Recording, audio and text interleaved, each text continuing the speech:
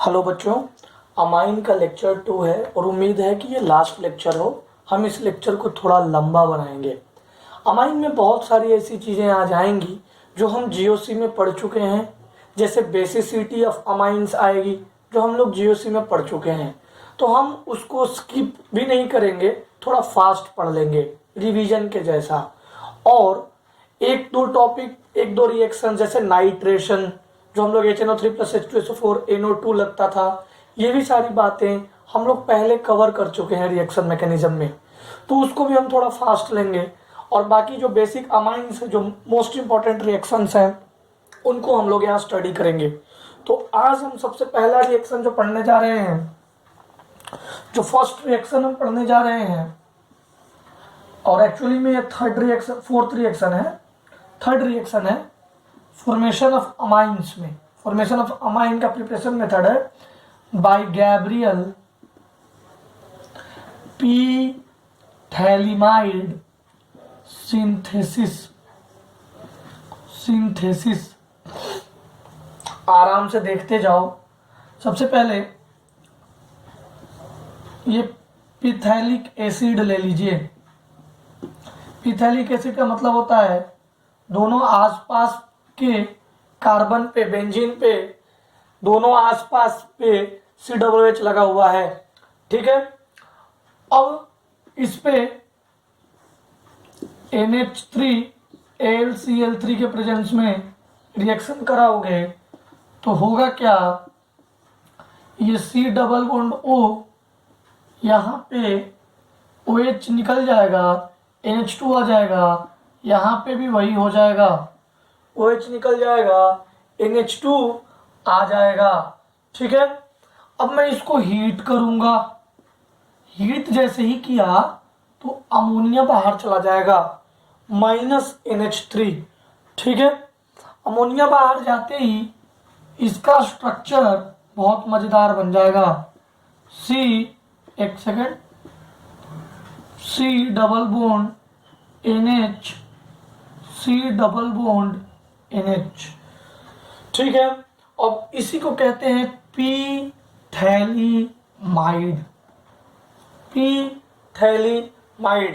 अब एक दो बात मैं बता दूं, we can only form 1 degree alkyl amine. हम सिर्फ 1 डिग्री अल्काइल अमाइन बना सकते हैं, हम अराइल अमाइन नहीं बना सकते। अभी इसका आगे रिएक्शन फर्दर होगा, मैं इसको आगे फर्दर नाउ रिएक्शंस को मैं प्रोसीड करता हूं इसके बाद, क्योंकि अब इस पे वो रिएजेंट अप्लाई करेंगे जिससे हमको क्या बनाना है, अमाइन बनाना है। तो आप एक बार यहां तक लिख लो, ओके। तो अब उस पे हम वो रिएजेंट अप्लाई करेंगे जिससे कि हमें अमाइन बनाना है। देखिएगा,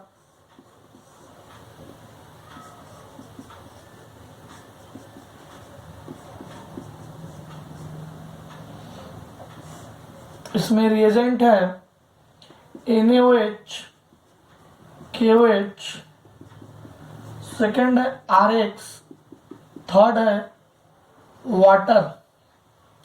देखना क्या होगा, इसका फाइनल आंसर मैं लिख देता हूं, RNH2 plus C double bond O negative Na positive, C double bond O negative Na positive. NOH और KOH में से कोई एक ले सकते हैं, ठीक है। मैं मैकेनिज्म आगे समझाऊंगा। मैकेनिज्म समझाने से पहले दो बातें जो वहां लिखा था मैं यहां भी लिख देता हूं। We can not form aryl amine because of partial double bond character developed। Partial double bond character develop होगा, इसीलिए हम अराइल अमाइन से नहीं बना सकते ड्यू टू रेजोनेंस। किसके वजह से? रेजोनेंस के साथ खुद ही देखो, आर एक्स की जगह मैं अराइल हैलाइड लूंगा तो यहाँ पे रेजोनेंस आ जाएगा ना।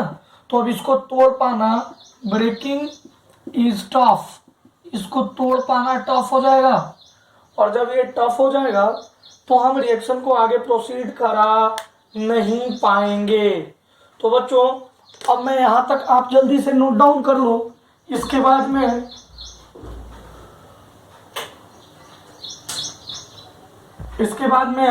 मैं आगे क्लास को प्रोसीड करता हूँ। ठीक है, चलिए।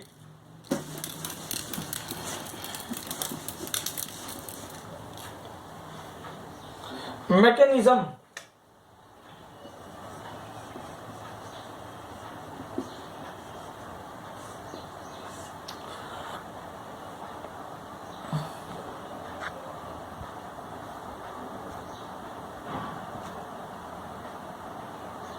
मैकेनिज्म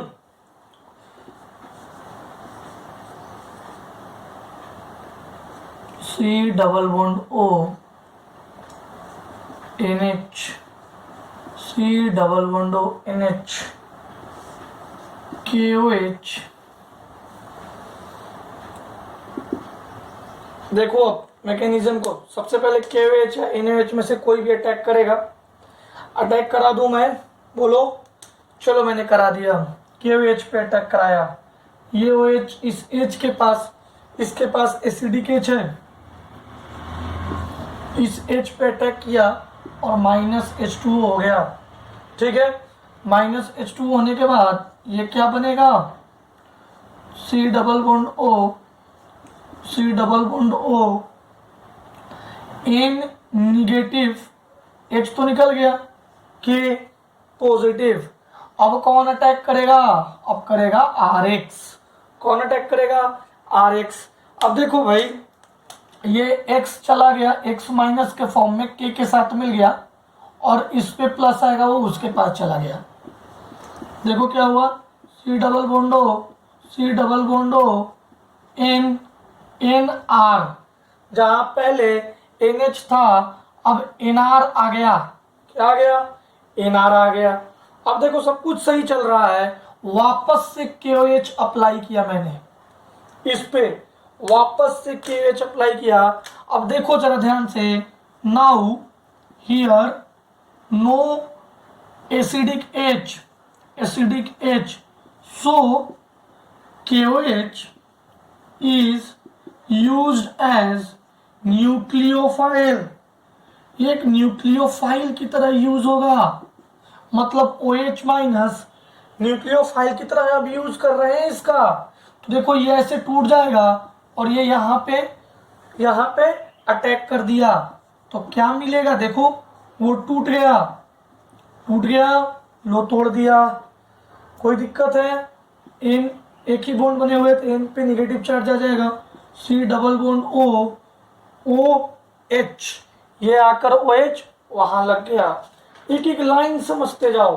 अब क्या होगा, ध्यान देना, अब H प्लस का ट्रांसफर होगा, H प्लस का ट्रांसफर होगा। अच्छा बताओ किसके पास ट्रांसफर होगा, बताओ मुझे किसके पास ट्रांसफर होगा। अरे NH के पास, ये इसके पास आ जाएगा। देखो C double bond O NHR, C double bond O OH, ये H का ट्रांसफर हो चुका है, यहाँ पे O निगेटिव। अब क्या होगा, अब इस पे KOH का अटैक होगा। तो यहाँ तक नोट डाउन कीजिए, मैं ये वाले को ऊपर लिखूंगा। ओके,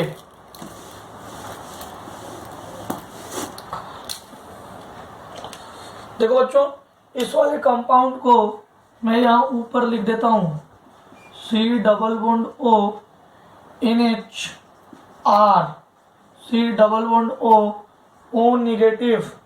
अब इस पर अटैक किया KOH। दो बड़ा रिएक्शन जो हमें याद करना होता है अमाइंस में, उसमें से एक ये चल रहा है और अगला आएगा होफमोन ब्रोमोडाइड डिग्रेडेशन। बस यही दो को दिखना है। मैं होफमोन ब्रोमोडाइड डिग्रेडेशन का शॉर्ट ट्रिक लिखवा दूंगा, तो ज़्यादा टेंशन लेने की जरूरत नहीं है। चलिए तो फिर क्या बनेगा, देखो KOH अटैक, अब आपको तो पता है ना KOH कहाँ पे अटैक करेगा, OH माइनस यहाँ इसका H प्लस को ले जाएगा। देखो OH माइनस इसके H प्लस को ले जाने आया है, ठीक है, और K प्लस यहाँ पे अटैक करने आना चाहता है। तो चलो देखते हैं ये कर क्या रहे हैं यहाँ पे आकर। तो C double bond O OH attack किया, वो C double bond O OH और C double bond O minus यहाँ पे आ गया K प्लस, और बाहर क्या हुआ RNH माइनस, बाहर क्या गया RNH माइनस बाहर गया। देखिए ध्यान से क्या बाहर गया। अब अगेन अगर मैं KOH अटैक करा दूंगा तो एक H प्लस निकल जाएगी और RNH2 बना देगी, ठीक है, एक H प्लस बाहर निकल जाएगी और RNH2 बना देगी। इसके बाद हमारे पास बचेगा क्या, हमारे पास C double bond O minus K plus C double bond O minus K plus. जब ये KOH अटैक किया होगा तो ये यहाँ पे अटैक किया, अब इस H प्लस को उसको दे दिया और खुद K प्लस वहां आ गया, मतलब देखा जाए तो माइनस H2 रिलीज हुआ होगा और यहाँ से H प्लस इसको मिल गया होगा। देखिए कितना आसान है ये रिएक्शन याद करना। तो आप शॉर्ट ट्रिक से डायरेक्ट याद रखना, RNH2 मिलेगा और जो हम मेटल हाइड्रोक्साइड बेस ले रहे हैं, देखो C double bond O NH, C double bond O NH। अब याद रखना जो RX यूज किया है वो RNH2 मिल जाएगा, और जो यहाँ पे बेस यूज किया है जैसे NaOH करूंगा तो ये सब टूट जाएगा और वहां पे O negative Na plus O negative Na plus आ जाएगा। तो ऐसे शॉर्ट ट्रिक से भी आप याद रख सकते हैं। चलिए अब हम फोर्थ पे आते हैं, होफमैन ब्रोमिनाइड डिग्रेडेशन। ये बहुत इंपॉर्टेंट है, होफमैन ब्रोमिनाइड डिग्रेडेशन। फोर्थ है हॉफमैन ब्रोमिनाइड डिग्रेडेशन। फोर्थ है अपना बच्चों हॉफमैन ब्रोमिनाइड डिग्रेडेशन। अब पहले इसका रिएक्शन देख लेते हैं। Direct product RC double bond O NH2 amide पे अगर मैं Br2 ब्रोमीन डालूं प्लस NaOH, और याद रखिएगा ये Br2 ओनली 1 यूनिट डालना है, प्लस NaOH, क्या आंसर आएगा RNH2 plus Na2CO3 plus NaBr। तो याद रखिएगा कि अगर CH3 C double bond NH2 है और अगर मैं इसका Br2 इस पे अटैक करा दूं NaOH के प्रेजेंस में तो ये CH3 NH2 बन जाएगा। एक सेकेंड, CH3 NH2 बन जाएगा, देखो RNH2 बन जाएगा, समझ गए। आगे क्या हो जाएगा Na2CO3 प्लस NaBr। तो अब यहां तो मैंने लिख ही दिया, इस पे नोट लगा लो, only 1 unit of Br2 is used. अब जैसे मैंने उसका देखा मैकेनिज्म, वैसे ही मैं मैकेनिज्म इसका भी समझाने जा रहा हूं, ध्यान से समझिएगा। मैकेनिज्म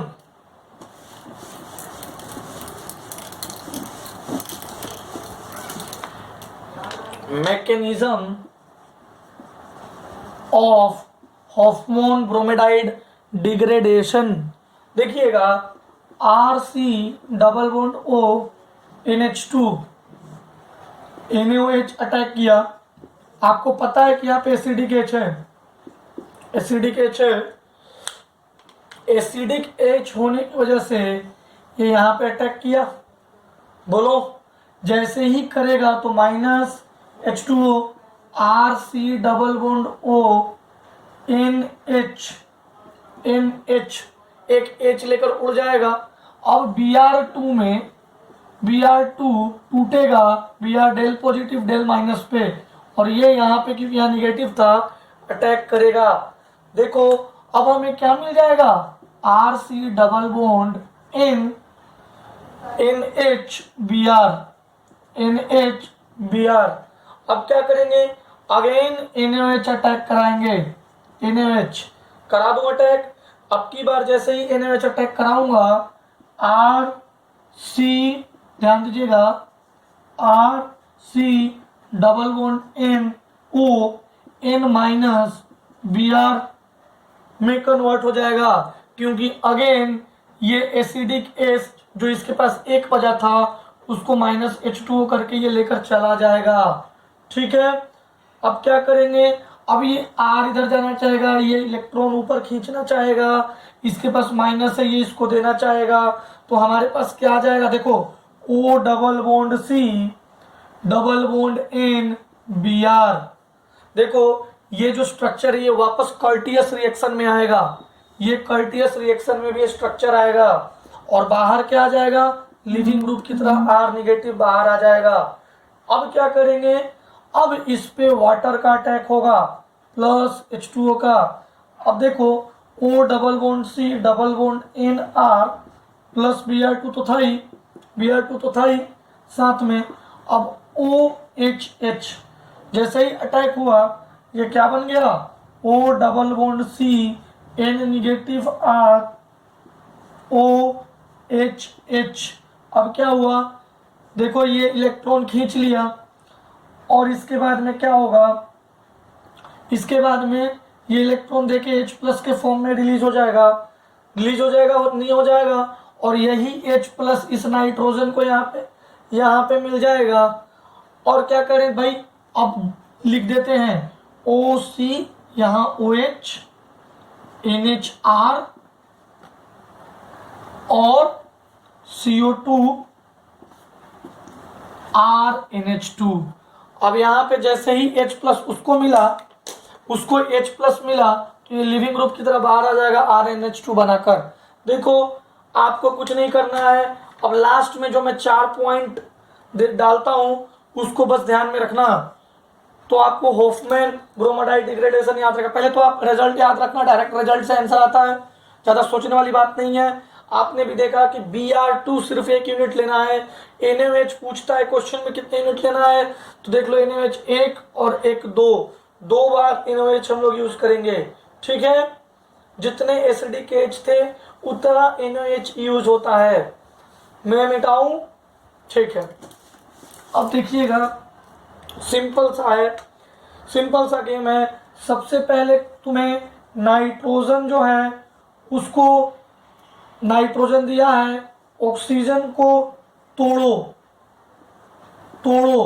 ऑक्सीजन तुम्हें तोड़ना है, फिर ऑक्सीजन का बैक बॉन्डिंग करा देना है, ये RDS स्टेप की कहानी मैं बता रहा हूं जो अभी अभी हुआ था।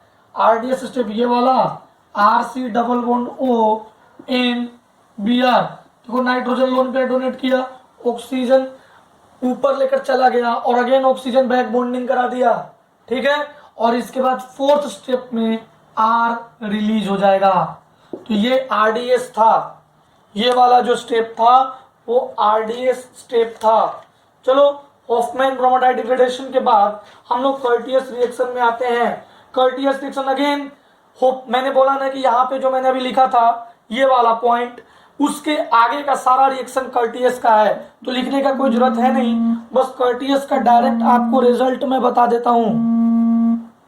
कर्टियस का मैं आपको डायरेक्ट रिजल्ट बता देता हूं। हेलो, हाँ, कर्टियस का आपको डायरेक्ट रिजल्ट मैं बता रहा हूं बच्चों, उसी को आपको ध्यान देना है। ठीक है,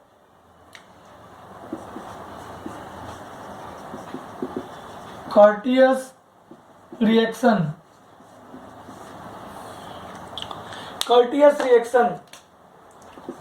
RC double bond NH2 sorry N3 acyl azide को मैं हीट करूंगा तो RN double bond C double bond O isocyanate, और ये हम देख चुके हैं, अभी अभी देखा था, इंटरमीडिएट था, इंटरमीडिएट ऑफ हॉफमोन डिग्रेड ब्रोमेनाइड डिग्रेडेशन। तो क्या मिलेगा बच्चों, मैं इसमें से पानी निकाल लूंगा -H2O। देखो एक सेकेंड, नहीं, वाटर तो अप्लाई करते हैं, वाटर ऐड करते हैं और CO2 निकलता था, अभी अभी तो देखा था हमने, क्या मिल जाता था, RNH2। तो डायरेक्ट इसको याद रखिएगा, जब हम हीट करेंगे, पानी अप्लाई करेंगे तो CO2 निकल जाएगा और हमें मिलेगा क्या, RNH2। Example CH3C double bond O N3, क्या मिलेगा, फर्स्ट हीट दो, सेकंड क्या दो, H2O, तो ये R है तो RNH2 मतलब CH3NH2 प्लस क्या मिलेगा, बाहर CO2 भी तो आ रहा है, बाहर मैंने अभी अभी खींचा, ठीक है, और क्या क्या, N2 भी बाहर जा सकता है, ये जो N3 है उसमें से एक N2 भी बाहर जाएगा, तो उसको भी ध्यान रखिएगा, और 1 डिग्री अमाइन मिलेगा, 1 डिग्री अमाइन मिलेगा, वेरी वेरी इंपॉर्टेंट। चलिए यहां तक हो गया, अब हम आगे चलते हैं फिजिकल प्रॉपर्टीज ऑफ अमाइंस में। हम किस में चल रहे हैं, physical properties of amines, physical properties of amines.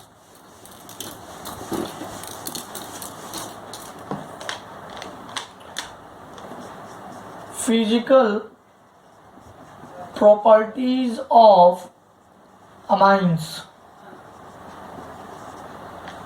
देखो इसमें हमें क्या पढ़ना है, वी हैव टू चेक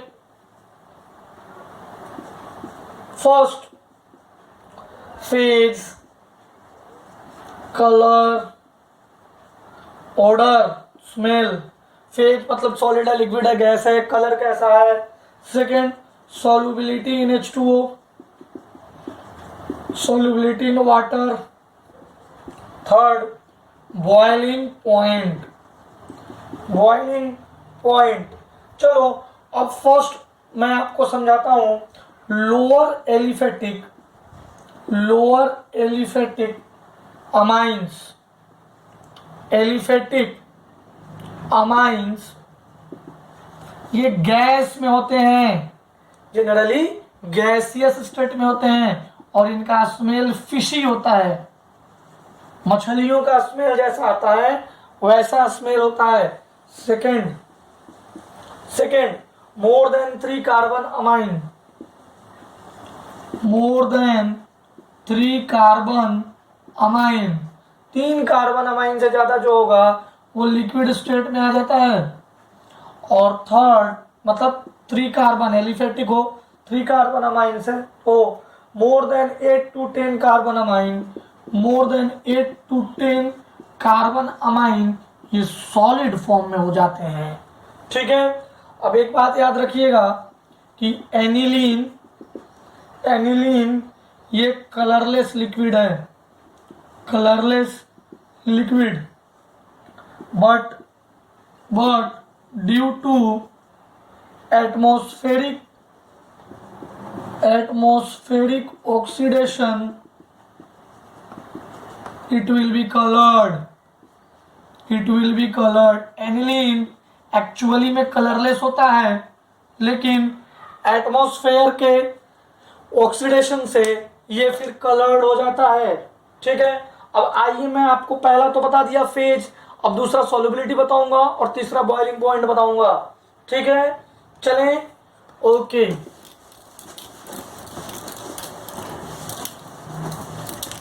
तो जो अपना सेकेंड पॉइंट है, सेकेंड है सॉल्युबिलिटी इन वाटर। वाटर में इनकी सॉल्युबिलिटी कैसी होगी, देखिएगा जरा ध्यान से। लोअर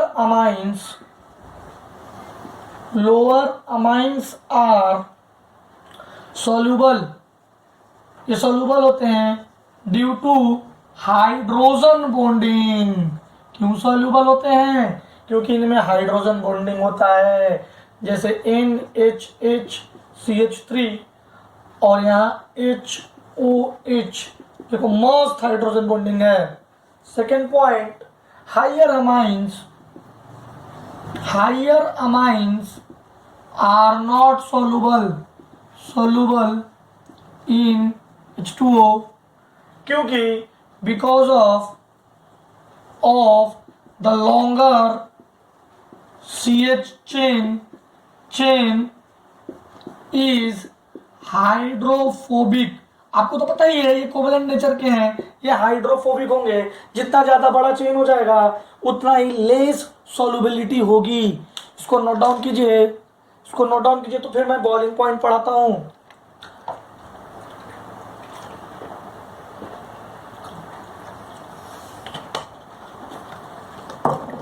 बॉइलिंग पॉइंट अपना नेक्स्ट है, थर्ड है बॉइलिंग पॉइंट। बॉइलिंग पॉइंट देखो 1 डिग्री अमाइन में हाइड्रोजन बॉन्डिंग है, जिसकी वजह से बॉइलिंग पॉइंट ज्यादा होगा। फिर 2 डिग्री अमाइन और लास्ट में 3 डिग्री अमाइन। इसको हमेशा याद रखिएगा, ठीक है। अब मान लो, अब अगर मैं ROH से तुलना कर दूं अल्कोहल से, तो अल्कोहल का सबसे ज्यादा, फिर 1 डिग्री अमाइन, फिर 2 डिग्री अमाइन और फिर 3 डिग्री अमाइन और फिर RH। अगर मोलिकुलर वेट सेम कर दिया, तो किसी भी तरीके से इनका मोलिकुलर वेट सेम किया गया तो ये रिजल्ट आएगा, ठीक है।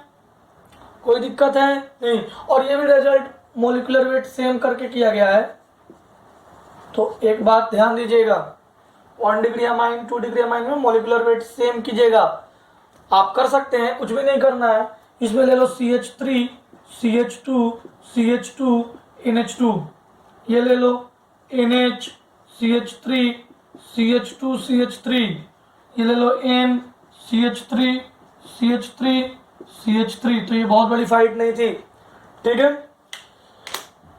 अभी तक हम लोग फिजिकल प्रॉपर्टीज के बारे में सारी बातें पढ़ चुके हैं। अब हम लोग केमिकल प्रॉपर्टीज के बारे में पढ़ने जा रहे हैं, ठीक है। तो हेडिंग डालना है chemical properties of amines. Chemical properties of amines, इसमें एक दो बातें नोट करो। पहले तो आपको ये तो पता ही है, RNH2 ये 1 डिग्री, RNHR 2 डिग्री, RNRR ये 3 डिग्री। तो देखो 1 डिग्री 2 डिग्री 3 डिग्री का स्ट्रक्चर अलग है, तो इनकी केमिकल प्रॉपर्टीज भी अलग होगी। तो देखो इसमें एक लाइन लिखेंगे, it has changing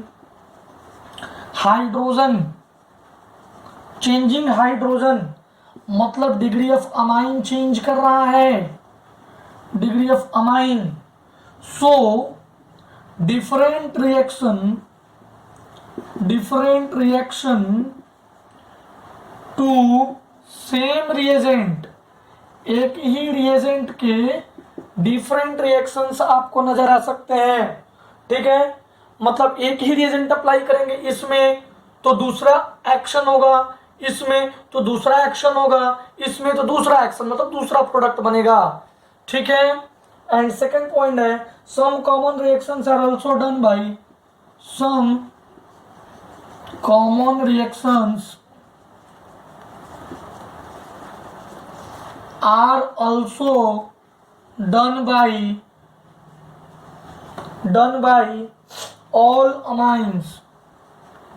all amines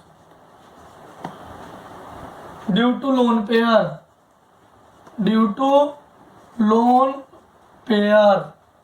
इसको नोट डाउन कर लीजिए, ठीक है। चलिए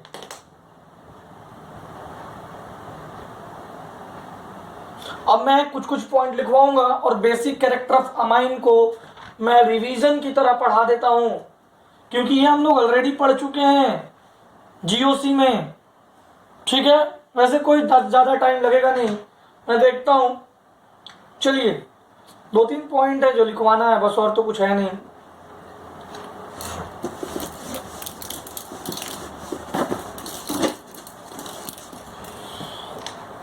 चलिए बेसिक कैरेक्टर ऑफ, इससे पहले हम लिख देते हैं due to acidic hydrogen and lone pair, due to acidic hydrogen and lone pair at nitrogen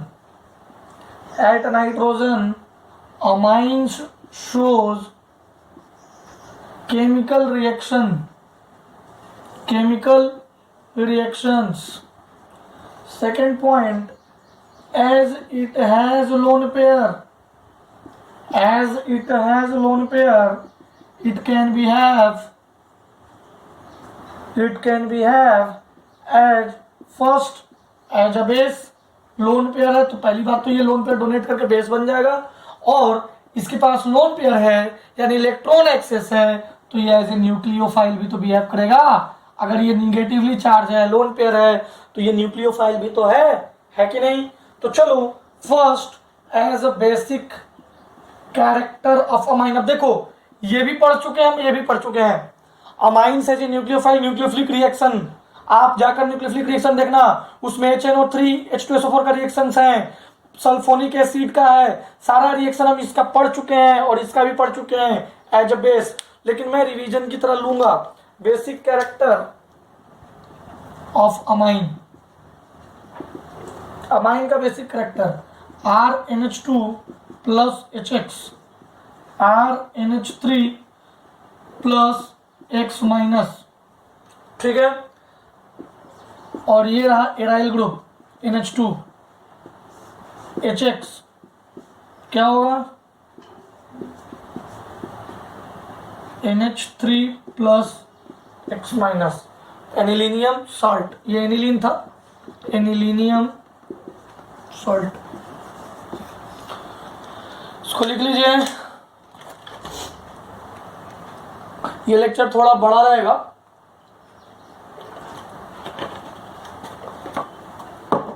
चलिए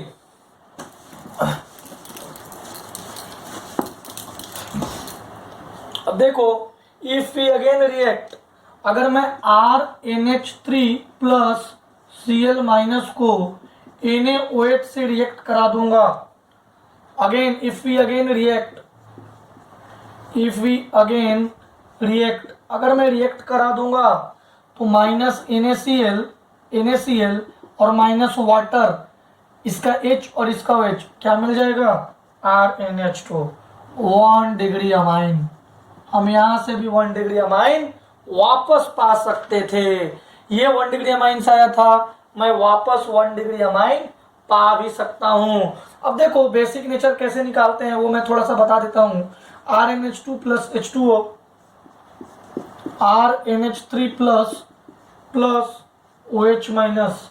अब ये लेविस बेस है, लेविस बेस जो डोनेट करता है इलेक्ट्रॉन पेयर, डोनेट करता है इलेक्ट्रॉन डोनर।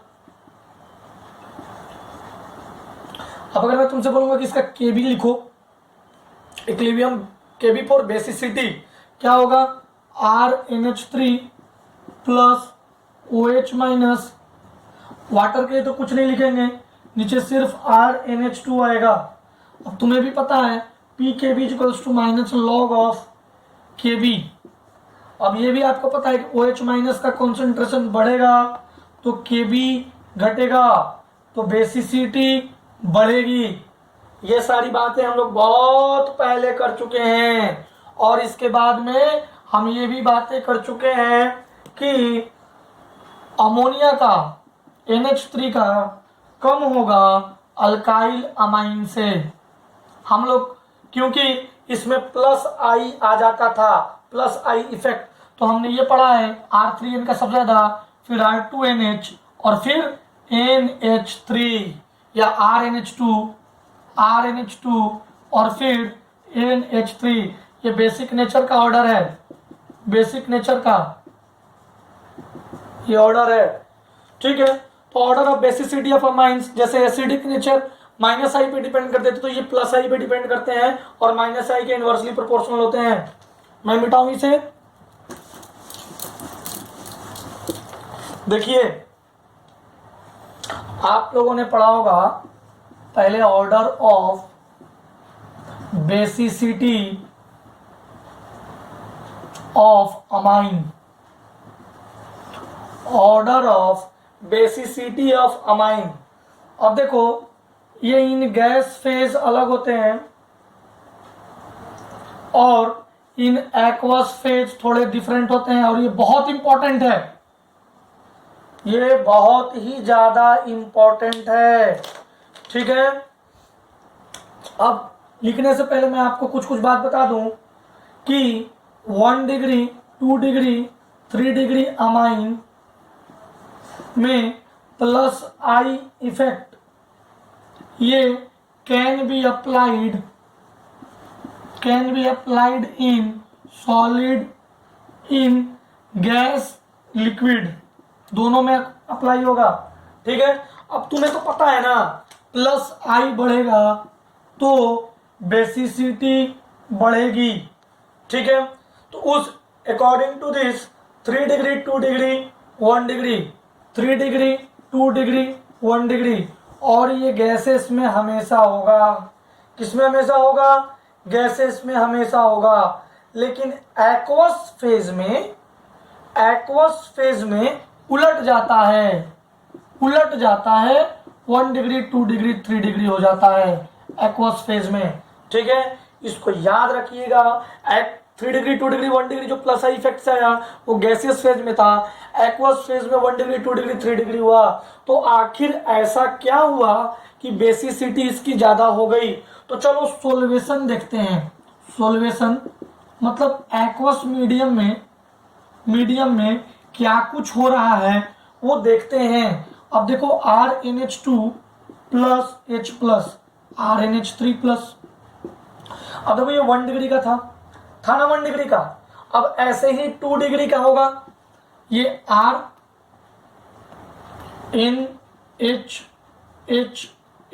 पॉजिटिव, 2 डिग्री का RnHRH, 3 डिग्री का RnRH पॉजिटिव। ध्यान से देखिएगा। अब 1 डिग्री में बच्चों वाटर जब इसमें डाला गया, पानी डाला गया सब में, क्योंकि एक्वस स्टेज है ना, पानी डाला गया तो 1 डिग्री वाला में हाइड्रोजन बॉन्डिंग बनने लगा, और बाकी में बनेगा क्या? अभी तो डिस्कस किया था, बाकियों में नहीं बनेगा। इसके वजह से सिर्फ 1 डिग्री सबसे ज्यादा स्टेबल हो जाता है, समझ गए। इसके बाद हमने स्टेरिक क्राउडिंग भी देखा था, ठीक है। स्टेरिक क्राउडिंग के वजह से क्या होगा वो भी हमने पढ़ रखा है। मैं इसे मिटा दूं,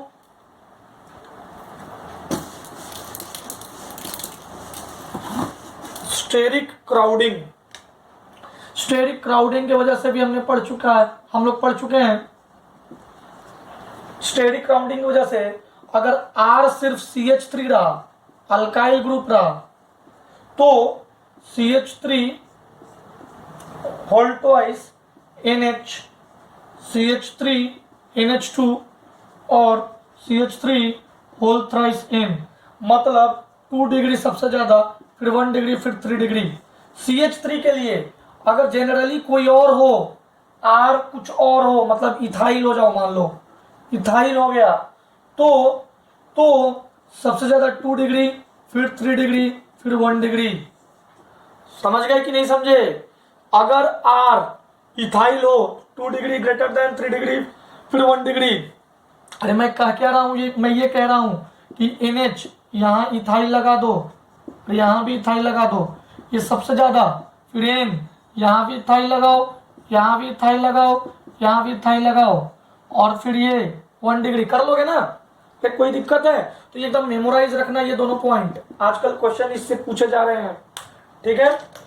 तो याद करने का तरीका ये है कि बड़ा वाला ग्रुप हो तो 2 डिग्री सबसे ज्यादा, छोटा वाला ग्रुप हो बड़ा वाला ग्रुप हो या छोटा वाला ग्रुप हो, 2 डिग्री ही सबसे ज्यादा होगा। लेकिन अगर छोटा वाला ग्रुप है तो छोटा वाला 1 डिग्री पहले आ जाएगा, बड़ा वाला ग्रुप है तो 3 डिग्री पहले आ जाएगा। समझ गए? याद रखिएगा, अगर छोटा वाला ग्रुप था तो पहले 2 डिग्री के बाद छोटा वाला आ गया, बड़ा वाला ग्रुप है तो 2 डिग्री बाद बड़ा वाला आ गया। ऐसे करके याद रख सकते हैं। Basic nature of aniline versus ammonia ये सब हम लोग पढ़ चुके हैं, बहुत पहले ही पढ़ चुके हैं, ठीक है। इसके क्वेश्चंस भी कर चुके हैं बेसिक नेचर में। अब केमिकल रिएक्शन ऑफ अमाइन हम लोग पढ़ने जा रहे हैं। तो 2-4 केमिकल रिएक्शन, आइसोसाइनाइड टेस्ट जो हम ऑलरेडी पढ़ चुके हैं, नाइट्रस रिएक्शन, डाइअजोनियम सॉल्ट, डाइअजोनियम रिएक्शंस वगैरह हम लोग पढ़ेंगे, ठीक है। चलो अभी इतना ही करते हैं, अगले सेशन में हम लोग chemical reactions of amine start करेंगे।